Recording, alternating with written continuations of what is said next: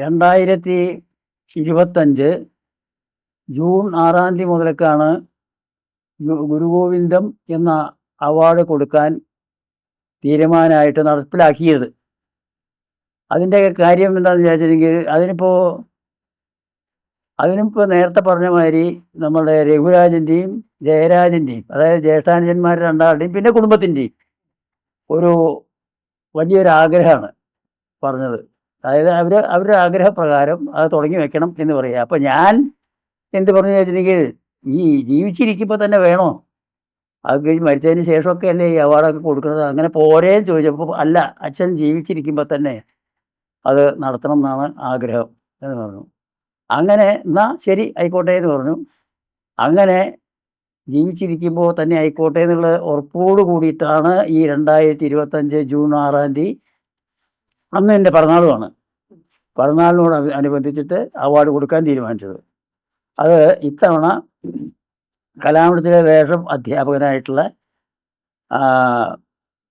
ഷൺമുഖദാസിനാണ് കൊടുക്കാൻ സാധിച്ചത്. കലാമണ്ഡലം ഷൺമുഖദാസിന്. അത് വളരെ, അതായത് നമ്മളുടെ മന്ത്രി രാജനും MLA സേവിയറും ഒക്കെ വന്നിരുന്നു. അതിലാച്ച ആകപ്പാടെ പൊതുവെ അത് ഗംഭീരമാക്കി നടത്തി. പക്ഷേ അതിൻ്റെ അടിസ്ഥാനം ഇതാണ്, ഇവർക്ക് ഞാൻ ജീവിച്ചിരിക്കുമ്പോൾ തന്നെ ഗുരുകൃപയിലുള്ള കുടുംബക്കാരായിട്ട് നടത്തുന്നതായിരിക്കണം ഇത്. അതിന് പ്രധാനമായിട്ട് തുടക്കം കുറിച്ചത് രഘുരാജനും ജയരാജനുമാണ്. അങ്ങനെയാണ് ഇത് തുടങ്ങാൻ കാരണം. ഇപ്പോൾ അത് അങ്ങനെ നടപ്പിലായി കഴിഞ്ഞു തൽക്കാലം. എനിക്ക് പറയാനുള്ള ഇപ്പോൾ എന്നെ കുറിച്ച് എനിക്ക് നല്ല അഭിമാനമാണ്. അപ്പോൾ ഇത്രയും കാലം ഞങ്ങൾക്ക് എല്ലാ സൗകര്യങ്ങളും എല്ലാം ചെയ്തു തരുന്നുണ്ട്. പിന്നെ ആരോഗ്യം നോക്കാനൊക്കെ ഞാനും ഉത്സാഹിക്കുന്നുണ്ട്. പിന്നെ ഇങ്ങനെ കേൾക്കണേൽ തന്നെ നല്ല സന്തോഷമുണ്ട്.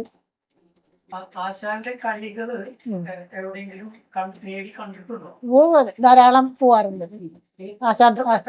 ഇഷ്ടപ്പെട്ട് നളയെഴുതുന്നതിന്. പക്ഷെ എല്ലാം മനസ്സിലാവും. മറ്റേ കഥകളൊന്നും അത്ര അധികം എനിക്കറിയില്ല. ഇത് പിന്നെ നല്ല മനസ്സിലാവും. ആദ്യമായിട്ട്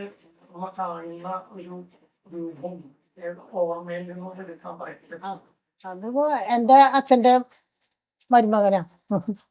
ഞങ്ങളുടെ നാട്ടിൽ ആദ്യം കാണാൻ പഠിക്കണ കാലത്തൊന്നും ഞാൻ കണ്ടിട്ടില്ല. പിന്നെ അത് കഴിഞ്ഞ് കല്യാണം കഴിക്കണ കുറച്ച് മാസങ്ങൾ പറയാം, അത്രേ കണ്ടിട്ടുള്ളൂ. അച്ഛൻ്റെ മരുമകനെ പറഞ്ഞിട്ട് കാര്യമില്ല. തിരക്കുള്ള അപ്പൊക്കെ നല്ല തിരക്കുള്ള സമയമല്ലേ. അതുകൊണ്ട് പിന്നെ കാണാനൊന്നും, ഞങ്ങളെ വീട് കുറച്ച് നീങ്ങിയിട്ട് അതിരെ വീടിൻ്റെ അവിടെ അല്ല. അതുകൊണ്ട് കാണാനൊക്കെ വലിയ, പിന്നെ കലാമണ്ഡലത്തിലാകുമ്പോൾ ഇങ്ങോട്ട് അധികം വരാറൊന്നുമില്ല, നാട്ടിലേക്ക് അധികം വരുമൊന്നുമില്ലല്ലോ.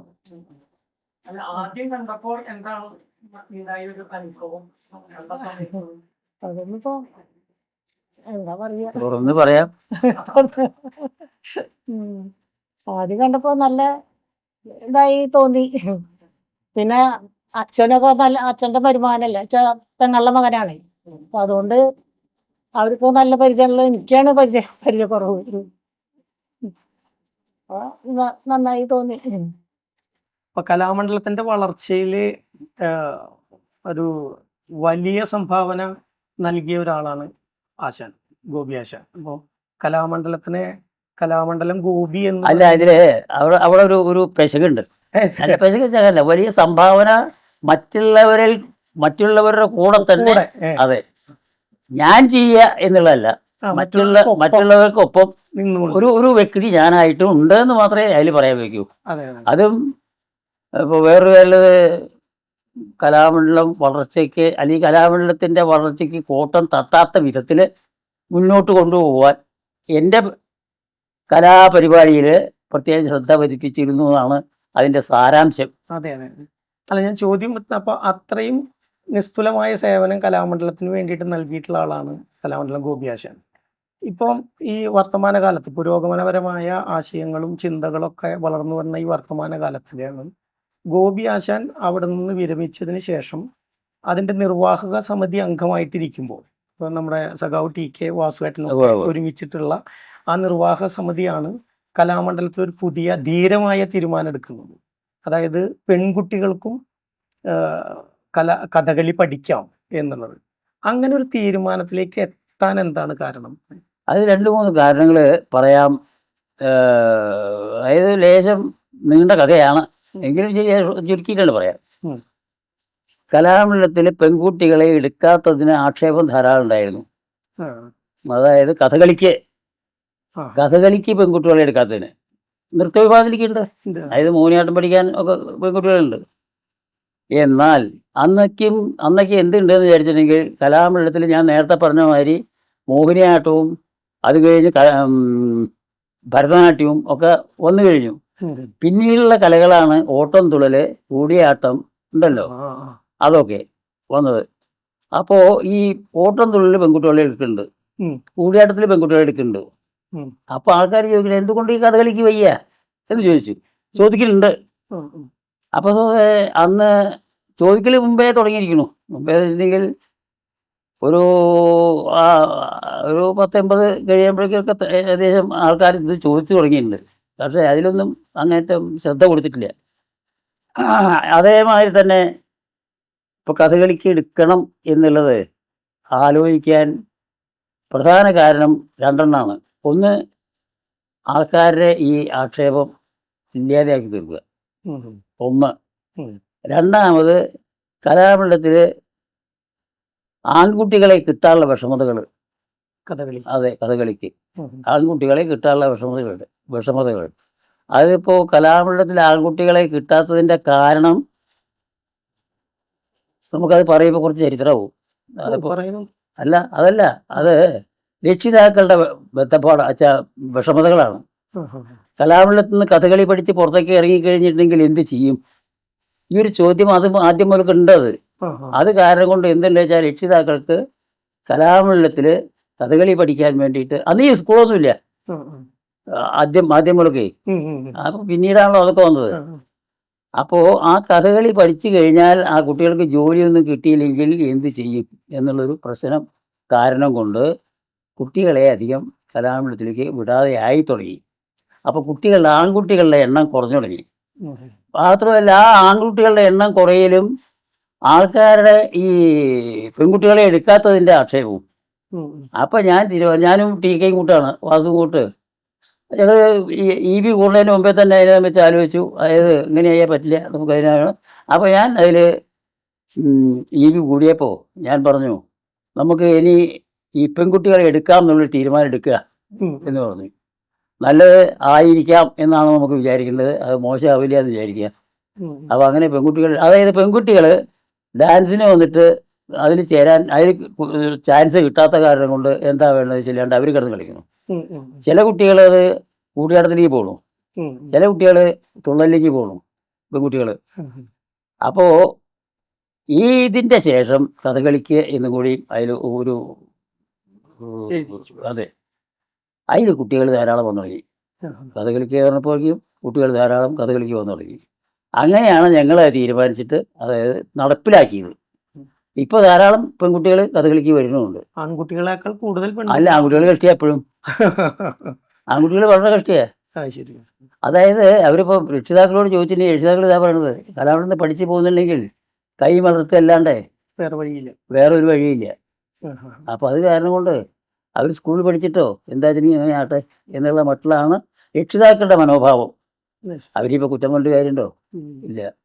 പിന്നെ വേറൊരു കാര്യം എന്താ വെച്ചിട്ടുണ്ടെങ്കിൽ നമ്മളുടെ ഗവൺമെൻറ്, അതായത് ഇപ്പോൾ നമ്മളുടെ ഗവൺമെൻറ് എന്ന് പറഞ്ഞിട്ടുണ്ടെങ്കിൽ കേരള ഗവൺമെൻറ് കേരള കലാമണ്ഡലത്തിൻ്റെ നിലനിൽപ്പിനും കേരള കലാമണ്ഡലത്തിൻ്റെ യശസ്സിനും കുട്ടികൾക്ക് പഠിച്ചു പോയി കഴിഞ്ഞിട്ടുണ്ടെങ്കിൽ സ്കൂൾ തലങ്ങളിൽ ഓരോ പീരിയഡെങ്കിലും ഈ വിഷയത്തിന് വേണ്ടിയിട്ട് മാറ്റി വയ്ക്കുക, അത് പഠിപ്പിക്കാൻ ഒരു അധ്യാപകനെ നിശ്ചയിക്കുക. അങ്ങനെ ആയിട്ടുണ്ടെങ്കിൽ എന്തുണ്ടെന്ന് വെച്ചിട്ടുണ്ടെങ്കിൽ ഒരു ആഗ്രഹം എല്ലാവർക്കും, അതായത് എന്തെങ്കിലും കിട്ടും എന്നുള്ളൊരു ബോധ്യം എല്ലാവർക്കും കിട്ടും. അത് അനവധി പ്രാവശ്യം ഞാൻ പറഞ്ഞിട്ടുള്ളതാണ്, പൊതുവേദിയിലും അല്ലാണ്ടേയും ഒക്കെ ധാരാളം പറഞ്ഞിട്ടുള്ളതാണ്. ആ നിലവാരം ആ നിലപാട് ഗവൺമെൻറ് എടുക്കാത്തതിൻ്റെ ഒരു ദോഷവും ഉണ്ട്. ഉണ്ട്, അത് പറയാതിരിക്കാൻ വയ്യ. അതിപ്പോൾ അത് ഓരോ പീരീഡ് അതിന് വേണ്ടി എല്ലാ സ്കൂളുകളിലും കൊടുത്താൽ മതി. ഉം. എന്നാൽ ഈ രണ്ട് കാര്യമാണ്, സ്കൂൾ കുട്ടികൾക്ക് കഥകളി എന്തെന്നുള്ളത് പഠിക്കാനും, അതായത് അവർ വേഷം കെട്ടി നടക്കാനല്ല.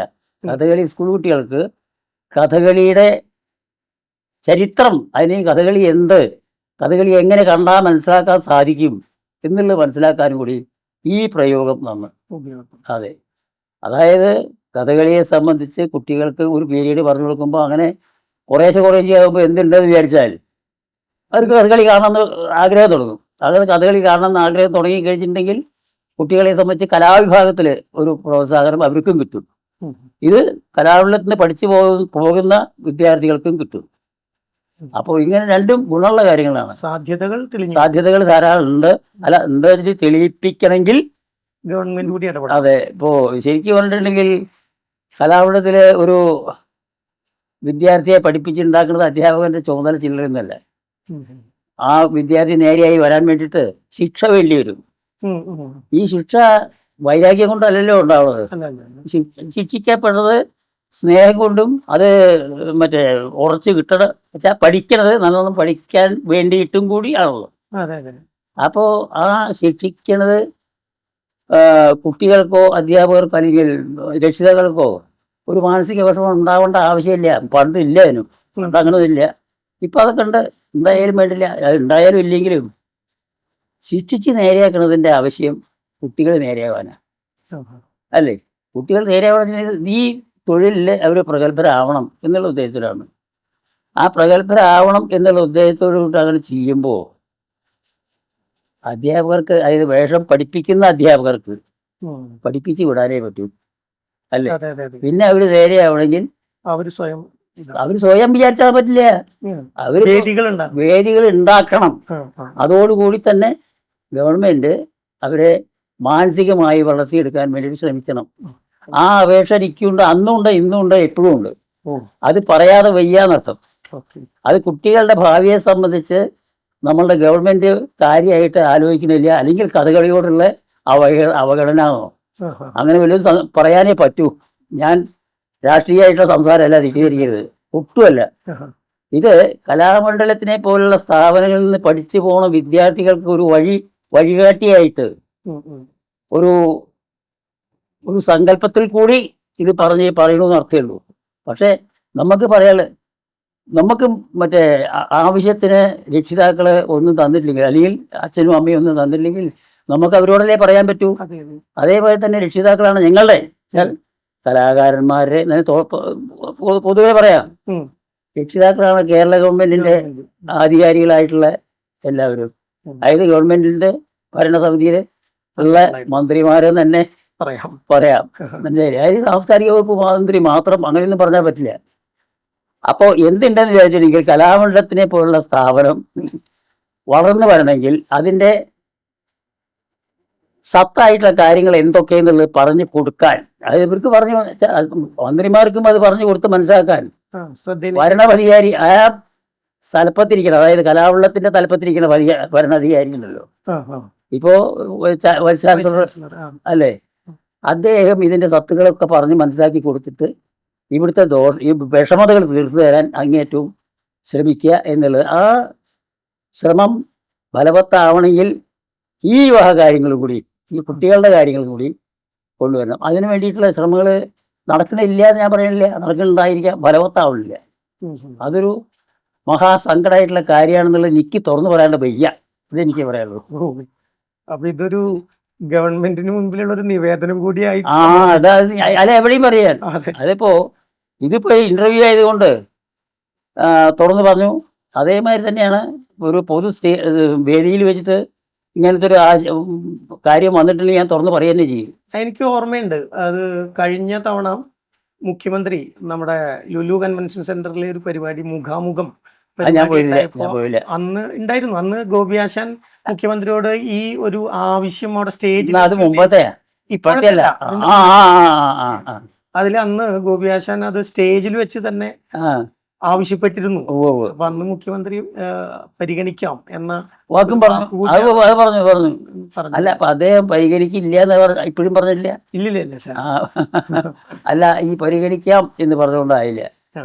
ഇപ്പോ അതേമാതിരി തന്നെയാണ് അത്. നമുക്കിപ്പോ ഈ MA ബേബി ഉം. സാംസ്കാരിക വകുപ്പ് മന്ത്രിയായിരിക്കുമ്പോൾ ഉം. ഈ കാര്യം തന്നെ ഞാൻ എറണാകുളത്തെ എടപ്പള്ളി വെച്ചിട്ട് സംസാരിച്ചു, വേദിയിൽ വെച്ചിട്ട് പ്രസംഗിച്ചു. അപ്പോൾ ആ പ്രസംഗം കേട്ടുകൊണ്ടാണ് അദ്ദേഹം വരുന്നത്. അദ്ദേഹത്തെ കുറച്ച് നേരം വൈകിട്ടാണ് വന്നത്. ഉം. ഉം. അപ്പോൾ അദ്ദേഹം തുറന്നു പറഞ്ഞു, ഞാൻ ഇവിടുന്ന് പോണതിൻ്റെ മുമ്പേ, അതായത് മന്ത്രിസ്ഥാനത്ത് നിന്ന് വിട്ടു പോണതിൻ്റെ മുമ്പേ ഞാൻ അതിന് വേണ്ടിയിട്ട് അങ്ങേറ്റവും ശ്രമിക്കും. ഈ വാക്കേ പറയുള്ളൂ, അങ്ങേറ്റവും ശ്രമിക്കുമെന്ന്. ആ. ഉറപ്പ് പറയാൻ പറ്റില്ലല്ലോ. ഇല്ലില്ല. ശ്രമം തുടരുന്നു. അതെ. അല്ല അപ്പോൾ അവിടെയും ഞാൻ ഈ പൊതുവേദിയിൽ പറയണത് എൻ്റെ വീട്ടിലേക്കല്ല, അല്ല. എനിക്ക് വേണ്ടിയിട്ടല്ല. എന്നെ പോലെ പഠിപ്പിക്കുന്ന അധ്യാപകർ ശിഷ്യന്മാർക്ക് ഉം. അവരുടെ മാനസികമായിട്ടുള്ള ആ വിഷമതകൾ തീർന്ന് പഠിക്കുന്നോടത്ത് ഉത്സാഹം ഉണ്ടാവണമെങ്കിലും അതേമാതിരി തന്നെ പ്രവൃത്തിയിൽ ഉത്സാഹം ഉണ്ടാവണമെങ്കിലും ഇങ്ങനെ ചില കാര്യങ്ങൾ വേണം. അതായത് അവർക്കും ആരെങ്കിലും ഒരാൾക്ക് കിട്ടിക്കഴിഞ്ഞാൽ അപ്പോൾ അവർക്ക് അടുത്തേനെങ്കിലും കിട്ടൂലോ, അങ്ങനെ ഒരു പ്രതീക്ഷ ഉം. അതുണ്ടാക്കി തീർക്കാൻ ഗവൺമെൻറ്റിന് വിചാരിച്ചാൽ സാധിക്കും. അല്ലെങ്കിൽ തന്നെ ഇപ്പോൾ ഏതായാലും ഇപ്പോഴത്തെ ഞാൻ ആ കാര്യത്തിലേക്കൊന്നും പോകണില്ല. അല്ല ഈ ശമ്പളത്തിൻ്റെ ഒന്നേ ഉം. ഉം. അല്ല ആ കാര്യത്തിലേക്കൊന്നും പോകണില്ല. എന്താ വെച്ചാൽ സാമ്പത്തികമായുള്ള വിഷമം ഇപ്പോഴത്തെ കാര്യം അതങ്ങനെ തന്നെയാണ്. അപ്പോൾ പുതുതായിട്ടൊന്നും ഉണ്ടാക്കി തീർക്കണമെങ്കിൽ ഇപ്പോഴത്തെ നിലപാടിൽ സാധിക്കില്ല എന്നുള്ള കാര്യം ശരിയാണ്. പക്ഷേ ആവാമായിരുന്നു, ഇതിൻ്റെ മുമ്പേ ആവാമായിരുന്നു. ഇപ്പോഴും വേണമെങ്കിൽ ചില സമയവും തെറ്റിയിട്ടില്ല.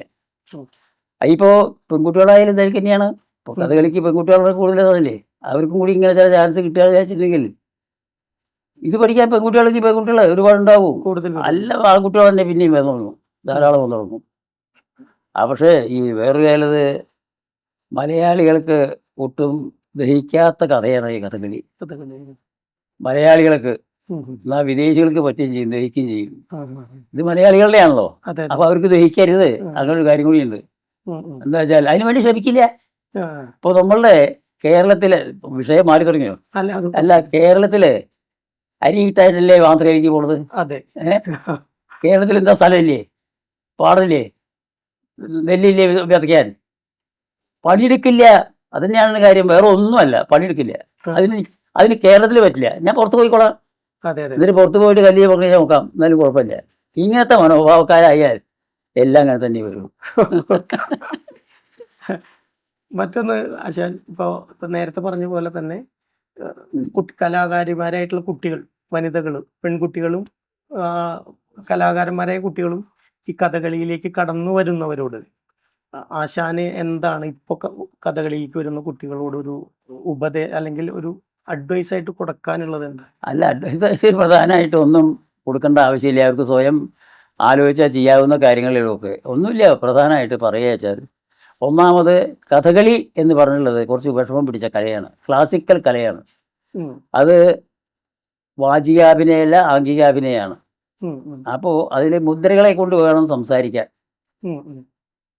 മുദ്ര കാണിക്കുന്നതിനെ കൊണ്ട് വേണം സംസാരിക്കാൻ. ആ സംസാര ഭാഷയാണ് പാട്ടുകാർ പാടുന്നത്. അത്രയും വിഷമം പിടിച്ചൊരു കലയാണെന്നാണ് ഞാൻ പറഞ്ഞുകൊണ്ടിരുന്നത്. ആ കലയോട് കുറച്ച് കഴിയുമ്പോൾ വെറുപ്പ് തോന്നരുത്. അതിൽ ഉറച്ചു നിന്ന് പഠിക്കാൻ മുന്നോട്ട് വരണം. പിന്നെ മാത്രമല്ല, ജോലി കിട്ടണം എന്ന് വിചാരിച്ചുകൊണ്ടുള്ള പ്രവൃത്തിയാവരുത്. അല്ല, പഠിക്കലേ ആവരുത്. ജോലി കിട്ടിയെങ്കിൽ ഭാഗ്യം, കിട്ടിയില്ലെങ്കിൽ നിരാശപ്പെടരുത്.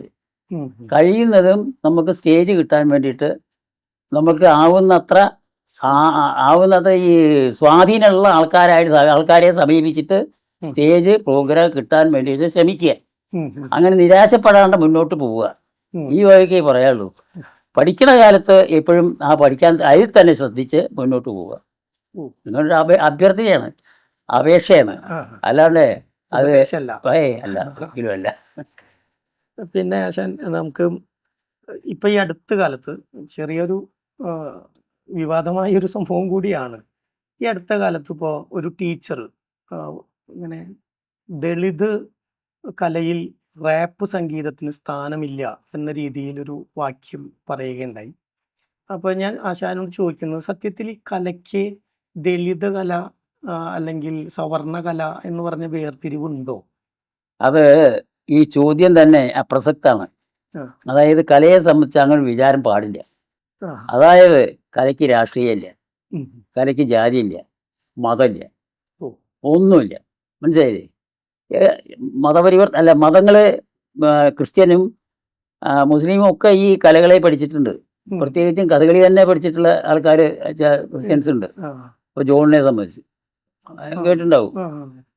അപ്പോൾ സ്വതവേ കലകൾക്കൊന്നിനും ഉം. ജാതിയില്ല, മതിയില്ല, മതവുമില്ല, ഒന്നുമില്ല, രാഷ്ട്രീയവും ഇല്ല. ഉം. കലാകാരന്മാർക്ക് ഉണ്ടാവാം, അത്രേ പറയാൻ വയ്ക്കൂ. കലയ്ക്കില്ല. ആ. ആ. കലാകാരന്മാർക്ക് ഉണ്ടാവാന്ന് പറഞ്ഞാൽ കലയും കലാകാരൻ്റെ രാഷ്ട്രീയവും കൂട്ടിക്കുഴയ്ക്കണത് ശരിയല്ല. ഉം. കലാകാരൻ ഉണ്ടെങ്കിൽ ഉണ്ടായിക്കോട്ടെ. ഉം. ഉം. അയാളിപ്പോൾ രാഷ്ട്രീയത്തിലേക്ക് ഇറങ്ങിപ്പോയാൽ അയാൾക്കിപ്പോൾ കല കൈകാര്യം ചെയ്യേണ്ട ആവശ്യം ഉണ്ടാവില്ല. ഇല്ല ഇല്ല ഇല്ലല്ലോ. ഇല്ല. അപ്പോൾ കല കൈകാര്യം ചെയ്തുകൊണ്ട് മുന്നോട്ട് പോകുന്ന കലാകാരന്മാർക്ക് അതന്നെ കൈകാര്യം ചെയ്യാൻ സാധിക്കുള്ളൂ. അപ്പോൾ എന്തുണ്ടെന്ന് വെച്ചാൽ നമ്മളിപ്പോൾ ഈ കലയ്ക്ക് നിങ്ങൾക്ക് ജാതി ഉണ്ടോ, മതമുണ്ടോ, രാഷ്ട്രീയമുണ്ടോ എന്ന് ചോദിക്കണതിൽ യാതൊരു അർത്ഥവുമില്ല. ഉം. അതായത് അങ്ങനെ ചോദിക്കരുത് ആരും എന്നാണ് എനിക്ക് അഭ്യർത്ഥിക്കാനുള്ളത്. അതായത് എപ്പോഴും കല ആർക്ക് ആഗ്രഹമുണ്ടോ, പഠിക്കണം എന്ന് ആഗ്രഹമുണ്ടോ അവർക്ക് പഠിക്കാം. ഉം. അവർക്ക് ജാതി നോക്കേണ്ട ആവശ്യമില്ല, മതം നോക്കേണ്ട ആവശ്യമില്ല, യാതൊന്നും നോക്കേണ്ട ആവശ്യമില്ല. ഉം. അത് മതം ഇപ്പം ഈ ഹൈദരാലിയെ സംബന്ധിച്ച് ആ. ശരി. ആ ഉം. അപ്പോൾ അങ്ങനെ ഈ മതത്തിനെ സംബന്ധിച്ച് ഹൈദരാലിയൊക്കെ പഠിക്കുന്ന കാലത്ത് മതത്തിനെ വെച്ചാൽ അങ്ങേറ്റവും നിർബന്ധമായിട്ട് ഈ കഥകളി എന്നൊക്കെ പറഞ്ഞിട്ടുണ്ടെങ്കിൽ ആറാമ്പറപ്പെന്നോ അങ്ങനെ എന്തൊക്കെയാണ് അവർ കരുതി വെച്ചിട്ടുള്ളത്. ഉം. അതും കൂടി ഇല്ലാണ്ടാക്കി തീർത്തു ഹൈദരാലി, അതല്ലേ. ആ. ആ വിചാരം കൂടി. അപ്പോൾ എന്തുണ്ടെന്ന് വെച്ചിട്ടുണ്ടെങ്കിൽ അങ്ങനൊരു ഞാൻ ഇന്ന ജാതിയാണെന്നുള്ളത് ഇപ്പോൾ സ്വതവേ ഹൈദരാലിക്കാരനെ കൊണ്ട് അമ്പലത്തിൻ്റെ മതിൽ പൊളിച്ചിട്ടുള്ള കഥകളൊക്കെ ഉണ്ട്. നമുക്ക് പറയാച്ചാലേ നിർബന്ധമായിട്ട് പറഞ്ഞു മറ്റേ അമ്പലം തെക്കാണ് ഏതായാലും ആ. ഞാനുണ്ടെന്ന് വേഷക്കാരനാണ്, അല്ല വേഷം ഉണ്ട് എനിക്ക്. ഹൈദരാലിയാണ് പാട്ട്. ഉം. അവിടെ ചെന്നപ്പോൾ മറ്റേ അമ്പലത്തിൻ്റെ ഉള്ളിലേക്ക് കിടക്കാൻ പാടില്ല, ഉം. ഉം. അല്ലാണ്ട് എന്താ ചെയ്യുക. അപ്പോൾ മതിലാണ് പൊളിച്ചു. പിറ്റേ അങ്ങേപ്പുറത്തെ കെട്ടിയൊരു സ്റ്റേജ്, ആ. ആ. വേഷക്കാരൻ മതിലിൻ്റെ ഉള്ളിൽ, ആ. പാട്ടുകാരൻ പുറത്ത്. പുറത്ത്. അങ്ങനെ ഉണ്ടായിട്ടുണ്ട്. അല്ല ഉണ്ടായല്ല, അത് പിന്നെ ഇപ്പോൾ പിന്നെ ഒക്കെ മാറി മാറി മാറി വന്നു. ഉം. ഉം. അത് ഏതായാലും അന്നും വെറുതെ സങ്കല്പിച്ചുകൊണ്ടോ മനഃപൂർവ്വം അങ്ങനെ ഒരു എന്താ ഒരു വൈരാഗ്യം ഉണ്ടാക്കി തീർക്കാൻ വേണ്ടിയുള്ള സൃഷ്ടിയോ എന്തായാലും വേണ്ടില്ല. കലയെ സംബന്ധിച്ച് ഈ ജാതി മതങ്ങളെ നോക്കിക്കൊണ്ട് യാതൊന്നും പറയുവരുത് ചെയ്യുവരുത് എന്നുള്ളതേ എനിക്ക് പറയാനുള്ളൂ. ആർക്കും എപ്പോഴും കല പഠിക്കണം എന്ന് ആഗ്രഹമുള്ളവരെ പഠിപ്പിക്കാൻ തയ്യാറായിട്ടുള്ള ആൾക്കാർ പഠിപ്പിക്കുക തന്നെ വേണം. ഉം. അതിന് എന്താ ജാതി ചോദിച്ചിട്ട് വിളിക്കരുത് എന്നർത്ഥം. ഓഹോ. ശരി. അപ്പോൾ ഞാനിങ്ങോട്ട് ആശാൻ്റെ ഇൻ്റർവ്യൂ എടുക്കാൻ വേണ്ടിയിട്ട് വീട്ടിലേക്ക് കയറി വരുമ്പോൾ വീടിൻ്റെ പേര് ഗുരുകൃപ എന്നാണ് കണ്ടത്. അതുപോലെ തന്നെ ഇപ്പോൾ ആശാൻ്റെ പേരിൽ തന്നെ ഗുരുകൃപ എന്ന് പറഞ്ഞിട്ടൊരു കലാക്ഷേത്രം ആ തൊട്ടിപ്പുറത്ത് തുടങ്ങിയിട്ടുണ്ട്. അതിനെ കുറിച്ചിട്ട് എന്താ ആശാൻ പറയുന്നത്? അതാണ് എൻ്റെ മകനായിട്ടുള്ള രണ്ടാമത്തെ മകൻ ഉം. രഘുരാജൻ. ആ. ആ. രഘുരാജൻ്റെ ബുദ്ധിയാണത്. അത് ശരി. ഞാൻ പറഞ്ഞു കൊടുത്തിട്ടുള്ള അല്ല പറഞ്ഞു കൊടുത്ത് ഉണ്ടാക്കിയിട്ടുള്ളതല്ല. ആ. ആ. ഇങ്ങനെ സ്ഥലം വാങ്ങിച്ചപ്പോൾ അവൻ്റെ സ്വന്തം സൃഷ്ടിയാണ്. ഉം. അതായത് ഇങ്ങനെ ഒരു സ്ഥാപനം പണിയണം, ഉം. മറ്റൊന്നിനുമല്ല, കലകൾ പഠിപ്പിക്കണം, ഉം. പഠിപ്പിക്കാനൊരു സ്ഥാപനം വേണം. ഉം. അതേമാതിരി തന്നെ അവതരിപ്പിക്കാൻ, ആ. അതായത് വലിയ ഇതിലൊന്നും അവതരിപ്പിക്കാൻ പറ്റില്ല, ചെറിയ ചെറിയ പരിപാടികൾ അവതരിപ്പിക്കാൻ ഒരു സ്ഥലം ആവണം. അതായത് ഒരു എന്താ പറയുക, ഒരു സ്റ്റേജും ഹാളും ആ. ഉണ്ടാവണം എന്നുള്ള സ്വയം രഘുവിൻ്റെ സ്വന്തമായിട്ടുള്ള ആശയം കൊണ്ട് ഉണ്ടാക്കിയിട്ടുള്ള ഇതാണ് സ്ഥാപനമാണ്. ഗുരുകൃപ കലാക്ഷേത്രം എന്ന് പറഞ്ഞിട്ടുള്ളത്. ഉം. ഉം. അതുകൊണ്ട് എന്തുണ്ടെന്ന് വിചാരിച്ചാൽ കുട്ടികൾ ഇവിടെ ആയിരുന്നു പഠിപ്പിച്ചിരുന്നത്. ഉം. ഉം. അപ്പോൾ ഇതൊക്കെ ഇപ്പോൾ അവിടേക്ക് മാറ്റി പഠിപ്പിക്കൽ. പിന്നെ അതുമാതിരി തന്നെ ചെറിയ ചെറിയ പരിപാടികൾ ധാരാളം ഇടയ്ക്കിടയ്ക്ക് ഉണ്ടാവാറുണ്ട്. അപ്പോൾ ഇതിനൊക്കെ നല്ലൊരു സൗകര്യമായി. അത് നമ്മളുടെ ഈ പേരാമംഗലം നിവാസികൾക്ക് നല്ലൊരു അനുഗ്രഹമാണ്. പിന്നെ മാത്രമല്ല വേറെ ചെറിയ ചെറിയ മീറ്റിങ്ങിൽ അതൊക്കെ നല്ല കാര്യമാണല്ലോ. ഞാൻ അതിനേക്കാളിലും അതിനെ പ്രാധാന്യം കൊടുക്കുന്നത് കലകൾക്കാണ്. അല്ല, മീറ്റിങ്ങൊക്കെ വേണം, വേണ്ടാന്നല്ല ഞാൻ പറഞ്ഞത്. കലകളെ അങ്ങേയറ്റവും വളർത്തിക്കൊണ്ടുവരാൻ അങ്ങേയറ്റവും ശ്രമിച്ചുകൊണ്ടിരിക്കുകയാണ് എൻ്റെ ഇപ്പോൾ ഈ പറഞ്ഞ മകൻ. അതുമാതിരി തന്നെ അവൻ്റെ ഏട്ടനും ജയരാജൻ. ജയരാജനും അതിന് വേണ്ടിയിട്ട് തന്നെയാണ്. പക്ഷേ ഇതിൻ്റെ ചുമതല മുഴുവൻ രഘുരാജനാണ്. രഘു സ്വന്തമായിട്ട് സൃഷ്ടിച്ച് അതിനെ സംബന്ധിച്ച് ഉണ്ടാക്കിയതാണ്. അതെ. ഇപ്പം തോന്നുന്നത് എന്താ വെച്ചാൽ അതിന് കുറച്ചും കൂടി മീനിങ് നമ്മൾ കൂട്ടായിരുന്നു എന്നാണ്. എന്നുവെച്ചാൽ പരിപാടി നടത്തുമ്പോൾ 100 ആളെ കിട്ടിയേ പറ്റൂ. അല്ല, എന്തായാലും ഇതാണ് അവൻ്റെ ഉദ്ദേശം. എന്താണ്? കലകളെ വളർത്തണം. അതായത് കലകളെ വളർത്തുന്നതിനെ പഠിപ്പിക്കാനും സ്ഥാപനമായല്ലോ. അതെ അതെ. അത് അതിന് കുട്ടികൾക്ക് എത്രതും കഴിച്ചു അവിടെ നിന്നിട്ട് പഠിക്കാൻ സാധിക്കും. അത്രത്തോളം കാലം അവിടെ നിന്ന് പഠിക്കാമല്ലോ. അതിന് വേറെ ആളെ അപേക്ഷിക്കണ്ടല്ലോ. അതെ അതെ. പിന്നെ അതേമാതിരി തന്നെ ഈ പരിപാടികൾ തന്നെ കുട്ടികൾക്ക് പരിപാടി നടത്താം. അതും അവരൊരു പ്രോത്സാഹനത്തിൽ പെട്ടതാണല്ലോ. അങ്ങനെ പല കാര്യങ്ങളെ കൊണ്ടും കലകളെ സംബന്ധിച്ച് വളർത്തിയെടുക്കുക എന്ന് തന്നെയാണ് അവൻ്റെ പ്രധാന ഉദ്ദേശം. അതിനും ഇപ്പോൾ ഈ പരിപാടി നടത്തുമ്പോൾ ഒക്കെ കലാകാരന്മാരെ വളർത്തി വിളിച്ചു വരുത്തിയിട്ട് ഓരോന്ന് നടത്തുന്നുണ്ട്. ഇതൊക്കെയും മറ്റുള്ള വിദ്യാർത്ഥികൾക്ക്, അവിടെ പഠിക്കുന്ന വിദ്യാർത്ഥികൾക്ക് ഇപ്പോൾ അവിടെ എന്തൊക്കെ ഉണ്ട് വെച്ചിട്ടുണ്ടെങ്കിൽ ഡാൻസ് ഉണ്ട്. ഡാൻസ് മോഹിനിയാട്ടമുണ്ട്, ഭരതനാട്യമുണ്ട്, ഒക്കെ ഉണ്ട്. ഭരതനാട്യം, കുച്ചിപ്പുടി, അങ്ങനെയെല്ലാം ഉണ്ട്, പഠിപ്പിക്കുന്നുണ്ട്. പിന്നെ ചെണ്ട ക്ലാസ് ഉണ്ട്. പിന്നെ കഥകളി ക്ലാസ് ഉണ്ട്. പിന്നെ മദ്ദളില്ല. സംഗീതം ഞാൻ 4ാമത്തെ ഒന്നുകൂടി ഉണ്ട്, ഓർമ്മ വരുന്നില്ല. സംഗീതമുണ്ട്. സംഗീതത്തിൻ്റെ രഘുവിൻ്റെ ഭാര്യ സംഗീതമാണ്. അപ്പോൾ എന്തുണ്ടെന്ന് വെച്ചാൽ രഘുവിൻ്റെ ഭാര്യ ശ്രീകലയും കൂട്ടാണ് അതിൻ്റെ നടത്തിപ്പ് മുഴുവൻ ചെയ്തുകൊണ്ടിരിക്കുന്നത്. മനസ്സിലായി? അതെ അതെ. അപ്പോൾ ഡയറക്ടർമാരാണ് രണ്ടാളും. അപ്പോൾ ഇതിൻ്റെ കാര്യം എന്താണെന്ന് വിചാരിച്ചിട്ടുണ്ടെങ്കിൽ രഘുവിൻ്റെ ഒരൊറ്റ ഐഡിയയാണ് അതായത് ഇങ്ങനെ ചെയ്യണം എന്നുള്ളത്. ചെയ്താൽ നമ്മുടെ ഗുരുകൃപ എന്നുള്ള പേര് കലാക്ഷേത്രം, അതായത് തറവാടായിട്ട് പേര് അതിൻ്റെ മാത്രമേ ഉള്ളൂ. ആശയം ഇതാണ്, ആഗ്രഹവും ഇതാണ്. അത് നല്ലൊരു കാര്യമായിട്ടാണ് എനിക്ക് തോന്നിയിട്ടുള്ളത്. അല്ല, ഞാൻ ഒരു കാര്യം ചോദിക്കാമെന്ന് വിചാരിച്ചിരിക്കുക. ഇപ്പോൾ നമ്മുടെ വീടിൻ്റെ പേര് ഗുരുകൃപ എന്നാണ്. അത് നമ്മളുടെ എല്ലാ ഗുരുക്കന്മാരുടെയും ഒക്കെ അനുഗ്രഹം കൊണ്ടും ഗുരുവായൂരപ്പൻ്റെ അനുഗ്രഹം കൊണ്ടും ഒക്കെ വയ്ക്കുക. ഏതായാലും അത് ഗുരുകൃപ എന്നുള്ളത് ഒരു നല്ല പേരായിട്ടുണ്ട് ഇല്ലേ? അപ്പോൾ ഇതേമാതിരി തന്നെ ഗുരുകൃപ കലാക്ഷേത്രം, ഗുരുകൃപ കലാക്ഷേത്രം പുതുതായിട്ടൊന്നും ഉണ്ടാക്കിയിട്ടുണ്ടല്ലോ. അത് രഘു അല്ലേ ഉണ്ടായത്? ഞാൻ മറ്റേ അതിനെ സംബന്ധിച്ചപ്പോൾ പേശുവിൻ്റെ അഭിപ്രായം എന്താ? നന്നായി. കാരണം ഇപ്പോൾ അവിടെ ക്ലാസ്സുകളും ഒക്കെ നടത്തുന്നുണ്ടല്ലോ. പിന്നെ പരിപാടികളും കലാവിഷയങ്ങളൊക്കെ പഠിപ്പിക്കുന്നുണ്ട്. പിന്നെ പരിപാടികൾ നടത്തുന്നുണ്ട്. പിന്നെ ഇപ്പോൾ ഈ ഇതും വന്നല്ലോ, ഈ അവാർഡ് കൊടുക്കാനും പറ്റിയല്ലോ. അപ്പോൾ ഇതിലിപ്പോ വേറൊരു കാര്യമുള്ളത്, ഈ കലാക്ഷേത്രത്തിൻ്റെ ഗുരുകൃപ കലാക്ഷേത്രം എന്നൊക്കെ പേരുണ്ടെങ്കിലും അതിൻ്റെ ഉത്ഭവം മക്കളായിട്ടാണല്ലോ. മക്കളുടെ അമ്മ നിലയ്ക്ക് എന്ത് പ്രാധാന്യം കൊടുക്കുന്നുണ്ട്? അവര് നന്നായി തീരാൻ വേണ്ടിയിട്ടുള്ള അനുഗ്രഹം കൊടുക്കുന്നുണ്ട്. അതന്നെയാ വേണ്ടത്. ആ സ്ഥാപനം അങ്ങേറ്റം വളർന്നു വരാൻ വേണ്ടിയിട്ട് കൊടുക്കണം. അതാണ് ആഗ്രഹം. അത് നമുക്ക് എപ്പോഴും ആ ഗുരുകൃപ, അതെ, ഗുരുകൃപ എന്നുള്ളതിന്റെ പേര് അന്വർത്ഥമാവണമെങ്കിൽ അതല്ലേ വേണ്ടത്. അതാണ് ഏറ്റവും നന്നായത്. ഏതായാലും അപ്പോൾ ആ ഗുരുകൃപയത്തെ അവരുടെ ആഗ്രഹപ്രകാരം അവരുടെ അമ്മ മഹാലക്ഷ്മി ആണ് ഉദ്ദേശിച്ചത്. അല്ല, ഏതായാലും വളർന്നു വരട്ടെ, നന്നാവട്ടെ എന്ന് അനുഗ്രഹിക്കാം അല്ലേ? ശരി, സന്തോഷം. ഉദ്ദേശിച്ചതിനേക്കാൾ കൂടുതൽ മനസ്സ് തുറന്നു. ഞങ്ങൾ ഏറെ സന്തോഷം. അതാണ് ഞാൻ പറഞ്ഞത്. അതായത് എൻ്റെ ഈ കാര്യം വരുമ്പോൾ നിസ്സാരമായിട്ട് തള്ളിക്കളയാൻ പറ്റാത്തത് പലതും ഉണ്ടായി. അതിൽ പെട്ടതാണ് ഇപ്പോൾ ഈ പറയുമ്പോൾ ഞാൻ പറഞ്ഞില്ലേ, തുറന്നു കുറവ് പറയേണ്ടി വരും എന്ന് പറഞ്ഞില്ലേ. അതുപോലെ എനിക്ക് ചോദിക്കാനുള്ളത്, മലയാളത്തിൻ്റെ അഭിനയ ചക്രവർത്തി എന്നൊക്കെ പറയുന്ന ഒരാളാണ് ഇപ്പോൾ മോഹൻലാൽ. അപ്പോൾ മോഹൻലാൽ ഇതിപ്പോൾ കഥകളി വേഷം വളരെ കൃത്യമായി രംഗത്ത് സിനിമയിൽ അവതരിപ്പിച്ചൊരു പ്രധാനപ്പെട്ട വ്യക്തിയാണ് മോഹൻലാൽ. ഞാനിങ്ങോട്ട് കടന്നു വന്നപ്പോൾ ആശാൻ്റെ അവിടെ അടുത്ത് മോഹൻലാലും ആശാനും കൂടി നിൽക്കുന്ന ഒരു നല്ലൊരു ഫോട്ടോ കാണാൻ സാധിച്ചു.